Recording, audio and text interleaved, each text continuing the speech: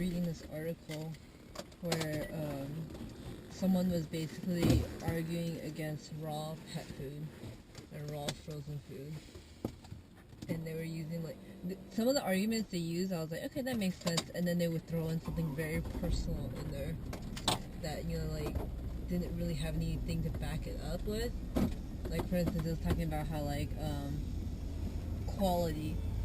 No, first, one of the things they talked about was, like, how people who feed raw are, like, they try to claim that, oh, we're trying to make it, like, you know, mimic as much of their natural diet as possible.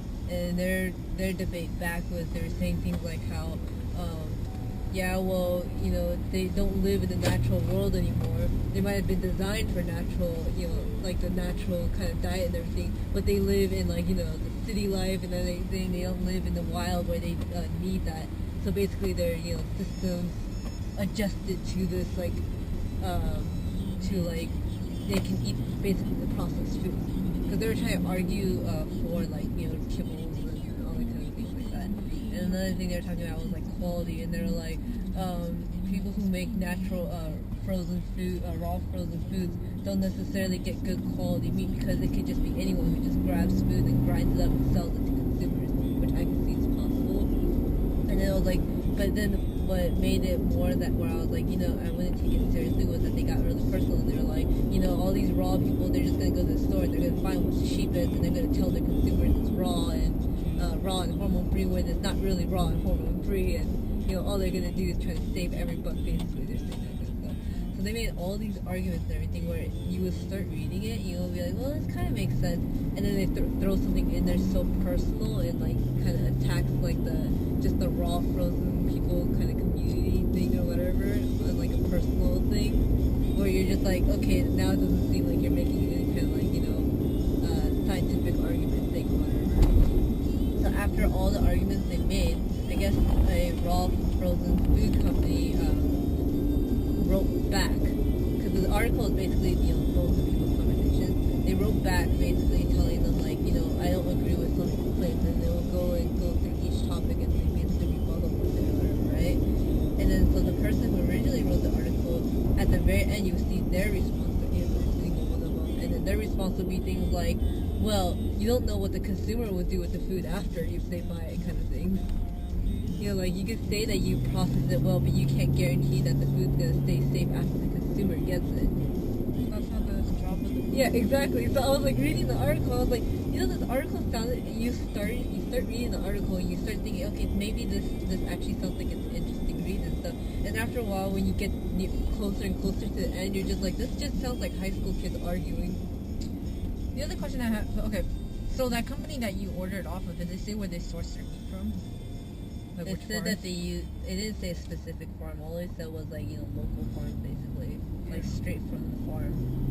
You should probably ask if you're paying a lot for that meat, because the thing is, any company who's going to back up their claims will actually tell you their source. Yeah, I know. Like, if you look at, what was it, Stonyfield, that yogurt company, they tell you specifically which farms they get their milk from.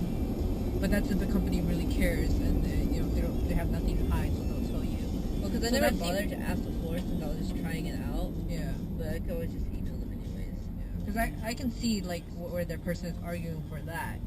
I know that's the thing. That's why, like, when I was reading it, I was like, okay, some of this makes sense. It was just when they started, like, getting very, very, like, personal and, like, opinionated with their thing, it started coming off like, okay, now it doesn't seem like you're being very, like... Well, out of the things that you listed, the only one that actually makes sense to me was the sourcing part. Because if you think about it, if you start talking about... what was the other thing you said on the sourcing? Crap. No, I'm not saying all their stuff. No, I know.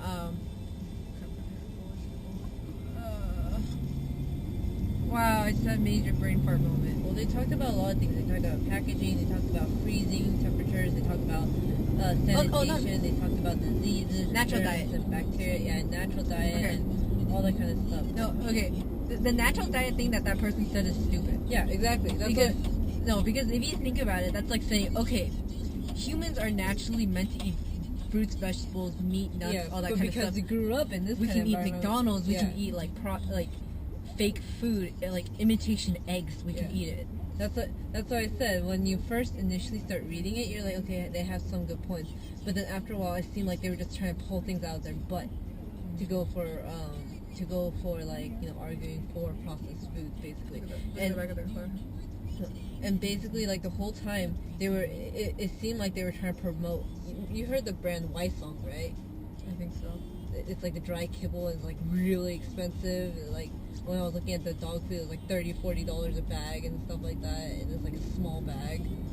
Probably. The picture, the logo is like a dog in front of a sunset or something like that. No, I don't know. Well, anyways, they were basically arguing for Weissong dry food. That's basically what they were doing. They would say, this is what's wrong with raw.